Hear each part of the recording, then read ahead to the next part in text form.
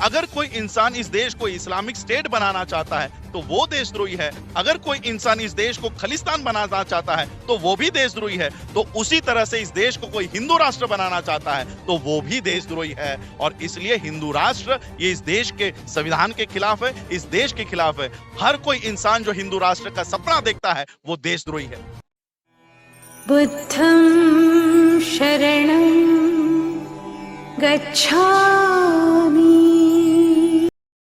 कि इस साल 18 अक्टूबर को ये वर्ल्ड फेलोशिप ऑफ बुद्धिस्ट का कॉन्फ्रेंस है। अगर उस कॉन्फ्रेंस में हमें बुलाया गया है तो भारत के बौद्धों की भूमिका वहां पर स्पष्ट किया जाए। और ये जो लोग घुसपैठे हैं, ये प्रधानमंत्री खुद को बुद्धिस्ट कहते हैं, योगी खुद अपने आप को बौद्ध मॉन्क कहता है, इनका असली चरित्र क्या है ये विश्व के सामने लेकर आए। इसलिए मैंने ये विचार किया और चिवर धारण करके श्रामणेर लाइफ में हम ये सारे प्रोग्राम्स कॉन्फ्रेंसेस अटेंड करके बाबा साहब का जो बुद्धिस्ट मिशन है वो भारत में चलाने के लिए मैंने ये श्रामणेर दीक्षा ग्रहण किया। अम्बेडकर भवन से 10,000 लोगों का जो लक्ष्य था उससे कहीं ज्यादा लोगों ने जी।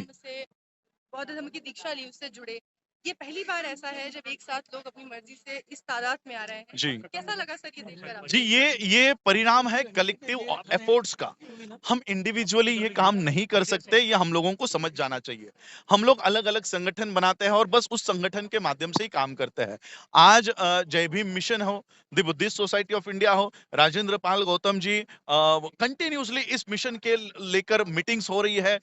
मैं भी कंटिन्यूअसली मीटिंग कर रहा हूँ, चाहे वो साउथ हो, तमिलनाडु हो, कर्नाटक हो, आंध्रा हो, वहां पर मेरी लगातार मीटिंगें चल रही है, महाराष्ट्र में चल रही है, यूपी में चल रही है। और लोगों को हम हिंदू धर्म छोड़कर बौद्ध धर्म में आने के लिए प्रेरित कर रहे हैं। और आज उसका एक छोटा सा टेस्ट हम लोगों ने यहाँ पर देखा कि 10,000 लोगों का टारगेट किया था हम लोगों ने। और रजिस्टर्ड ये सारे लोग जो आए हैं ये रजिस्टर्ड लोग हैं जिन्होंने अपना रजिस्ट्रेशन पहले से कर रखा है। जितने भी लोगों ने यहाँ से दीक्षा ली है सबके सर्टिफिकेट्स बने हुए हैं और बुद्धिस्ट सोसाइटी ऑफ इंडिया के सर्टिफिकेट्स इनको इशू किए जाएंगे।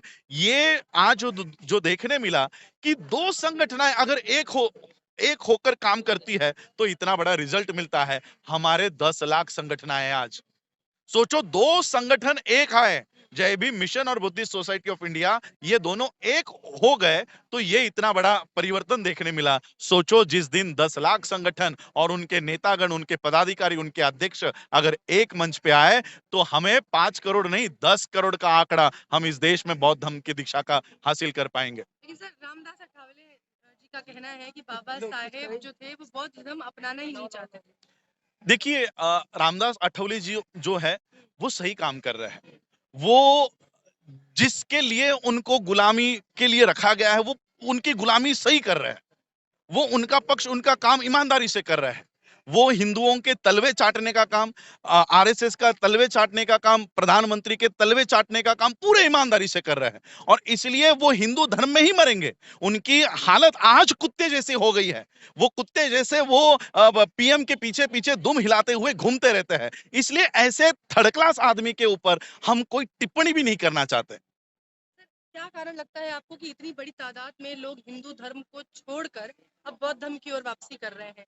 एक तो ज्ञान का अभाव जो लोगों में जी। पहले नहीं था, अब लोगों तक ये ज्ञान पहुंच रहा है। इसके अलावा भी कोई कारण आपको लगता है जिसकी वजह से लोग हिंदू धर्म को छोड़ रहे हैं? देखिए, इस देश में हिंदुओं को अगर मूंछ रखने पर मारा जाता है, पानी के घड़े को हाथ लगाने पर मारा जाता है, किसी व्यक्ति को घोड़ी चरने पर मारा जाता है, ऐसे लोग ये हिंदू धर्म एक पॉलिटिकल सेटलमेंट है। खुद नरेंद्र मोदी का स्पीच है, इंटरव्यू है, अगर आप लोग रिकॉर्ड निकाल के देख लो, वो खुद कहते हैं कि हिंदू नाम का कोई धर्म है ही नहीं। जो है वो है ब्राह्मण धर्म, जो है वो है सनातन धर्म। ये हिंदू इनकी पॉलिटिकल सेटलमेंट है। वो एससी एसटी ओबीसी के लोगों को पॉलिटिकल वोट्स के लिए हिंदू बनाते हैं। अगर हिंदू बना रहे हो तो हिंदू वो राइट्स क्यों नहीं देना चाहते? तो इसलिए इस देश में हिंदू कोई नहीं है। और ये बात एससी एसटी ओबीसी के लोग समझ रहे हैं कि अगर हम हिंदू होते तो मुझे स्कूल में बैठने का अधिकार होता। अगर हम हिंदू होते तो मुझे पानी के घड़े को हाथ लगाने का अधिकार होता। अगर हम हिंदू होते तो मूंछ रखने का अधिकार होता। अब लोग समझ रहे हैं या तो वो हिंदू नहीं है या हम हिंदू नहीं है, और इसलिए आज ये लोग बड़ी तादाद में हिंदू धर्म को छोड़ रहे हैं और अपने पुराने धर्म में वापस आ रहे हैं। सर, आपने अधिकारों की बात की तो आखिरी सवाल ये पूछना चाहूंगी कि इस देश में एक संगठन ऐसा भी है जो आज के दिन शस्त्रों की पूजा करता है और ये अधिकार उन्हें मिला हुआ है, वो शस्त्रों की पूजा करते हैं खुलेआम। देखिए, सबसे पहली बात तो जो लोग शस्त्रों की पूजा करते हैं, मैं आपको एक साधारण तर्क देना चाहता हूं। जिस व्यक्ति के घर में चाकू भी मिल जाए, तलवार भी मिल जाए, तो उसको पुलिस अरेस्ट करके लेके जाती है, उसे टेररिस्ट घोषित करती है। अब सोचिए, जिस संगठन के पास इतने सारे तलवारें हैं, बम है, पिस्तूल है, इतने सारे चॉपर्स है, और ये सारे वेपन्स, इन शस्त्रों की आज वो विधिवत पूजा करते हैं। आज कौन सा दिन है? आज के दिन सम्राट अशोक ने अपने शस्त्र नीचे रख दिए और बौद्ध धर्म की शरण ले ली, और ये आज ही के दिन काउंटर करने को शस्त्रों की पूजा करते हैं। इनका कोई लेना देना नहीं है शस्त्रों से। शस्त्रों को इसलिए पूजते हैं ताकि वो सम्राट अशोक की धम्म क्रांति, बाबा साहब की धम्म क्रांति इस देश में खड़ी ना होने दे, इसलिए ये काउंटर करते हैं। और इसलिए मैं कहना चाहूंगा कि इस देश का होम मिनिस्टर अगर सही में मर्द है तो वो आरएसएस को बैन करके दिखाए, जैसे वो पीएफआई को बैन करता है। अगर पीएफआई के पास कोई बम है, कोई बारूद है, कोई गोली है, कोई चाकू है, तो उसको आप बैन कर रहे हो। तो इतने बड़े तादाद में ये सारे हथियार के पूजा होम मिनिस्टर करता है, प्राइम मिनिस्टर करता है, आरएसएस का मोहन भागवत करता है। इसको बैन करने का कदम इस देश का होम मिनिस्टर क्यों नहीं उठाता? ये हम लोगों का सवाल इस देश के होम मिनिस्टर को है। सर, एक आखिरी सवाल कि एक तरफ आप चीवर धारण करके बौद्ध धर्म से लोगों को जोड़ने की कोशिश कर रहे हैं, यहाँ के बौद्धों की समस्या को विश्व स्तर पर उठा रहे हैं, लेकिन दूसरी ओर भारत जो है वो हिंदू राष्ट्र का सपना दिखा रहा है लोगों को कि जल्दी ही भारत एक हिंदू राष्ट्र घोषित हो सकता है और भगवा लहरा सकता है। देखिए, हिंदू राष्ट्र का इनका जो सपना है वो इस देश में कभी पूरा नहीं हो सकता। क्योंकि देखिए, अगर इस देश में किसी को खलिस्तान की मांग करते हुए आप देखते हो, तो उसे हम देशद्रोही कहते हैं। क्यों? खलिस्तानी है, खलिस्तानी देशद्रोही है। अभी 2047 में उन्होंने दावा किया कि पीएफआई इस देश को मुस्लिम राष्ट्र घोषित करने की तैयारी कर रही है, इस्लामिक स्टेट बनाने की कोशिश कर रही है। अगर कोई इंसान इस देश को इस्लामिक स्टेट बनाना चाहता है तो वो देशद्रोही है। अगर कोई इंसान इस देश को खलिस्तान बनाना चाहता है तो वो भी देशद्रोही है। तो उसी तरह से इस देश को कोई हिंदू राष्ट्र बनाना चाहता है तो वो भी देशद्रोही है। और इसलिए हिंदू राष्ट्र ये इस देश के संविधान के खिलाफ है, इस देश के खिलाफ है। हर कोई इंसान जो हिंदू राष्ट्र का सपना देखता है वो देशद्रोही है। सर, एक मेरा सवाल है। आज से कुछ समय पहले बाबा साहब ने एक सपना देखा था बौद्धमय भारत का। आज से करीब करीब ये 70 साल हो गए, लेकिन आज भी भारत वो जस के तस है। क्या इसमें बदलाव आ पाएगा? जी, बहुत बदलाव आया है।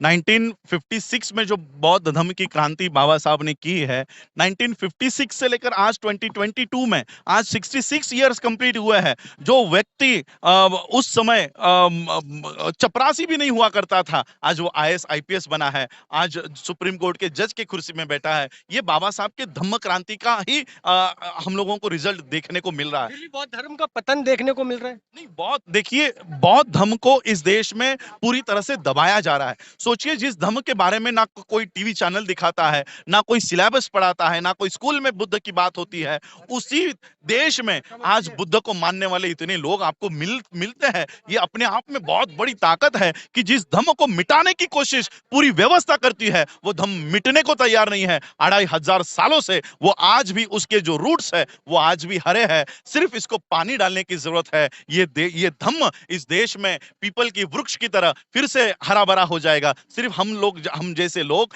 इस धम्म के पेड़ को, रूट्स को पानी डालने की जरूरत है। एक लास्ट सवाल है इसमें। जब आरएसएस ने, जब कहते हैं कि जब आरएसएस स्टार्ट हुआ था उसके बाद से पूरे देश पे उसने कब्जा कर लिया, लेकिन बाबा साहब ने जो मैसेज दिया उसने आज भी दलितों को, जो बहुजनों को एकत्रित नहीं कर पाया है। क्या कहेंगे, क्या कमी रही? इसलिए ब्राह्मणों ने इन लोगों में जातियों का निर्माण कर दिया।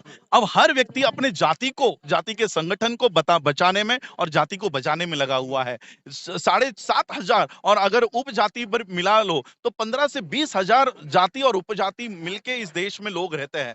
इन लोगों को इकट्ठा कर पाना बहुत मुश्किल है, और इसलिए इन लोगों को अगर इकट्ठा करना है तो जाति अंत की व्यवस्था हम लोगों को खड़ी करनी होगी। जाति अंत की भूमिका हम लोगों को खड़ी करनी होगी। सर, एक और सवाल है। विजयदशमी के तौर पर आज जैसे अशोक विजयदशमी मनाते हैं, वो तो दूसरी तरफ आज के ही दिन रावण को जलाया जाता है, तो क्या कहेंगे, दोनों में कंट्राडिक्शन क्या है? देखिए, हम तो राम को ही काल्पनिक मानते हैं, अच्छा। तो रावण भी काल्पनिक है। ये केवल काउंटर रिवॉल्यूशन इस देश में चल रहा है। जो सम्राट अशोक ने आज का काम किया है, वो लोगों को पता ना चले, इसलिए वो रावण को जलाते हैं। रावण को 10 सर है। 10 सर वाला कहीं आदमी देखा है पूरे वर्ल्ड में? कहीं नहीं होता, विश्व में नहीं है। ये 10 सर क्या है? ये सम्राट अशोक ने जो 10 सील आज यहाँ पर बुद्ध के 10 सील को अपनाया है, ये उस 10 सीलों को जलाते हैं। 10 सरों को नहीं जलाते। 10 सर वाला रावण नहीं है, 10 सीलों वाला बुद्ध है। 10 सील जो बुद्ध ने हमें दिए हैं, ये उन 10 सीलों को जलाते हैं। इनका रावण से कोई दुश्मनी नहीं है, इनको राम से कोई प्यार नहीं है, क्योंकि ये कभी थे ही नहीं। और ये काल्पनिक लोगों को इसलिए पूज रहे हैं ताकि असली इतिहास भारत के लोगों को ना पता चले। एक सवाल मेरा आखिरी, 2024 का इलेक्शन ईवीएम से होगा या देखिए, आज तो पूरी व्यवस्था इन्होंने काबिज कर रखी है, supreme court, media, election commission of India, CBI. तो मुझे नहीं लगता ये कभी इलेक्शन ईवीएम को हटा पाएंगे।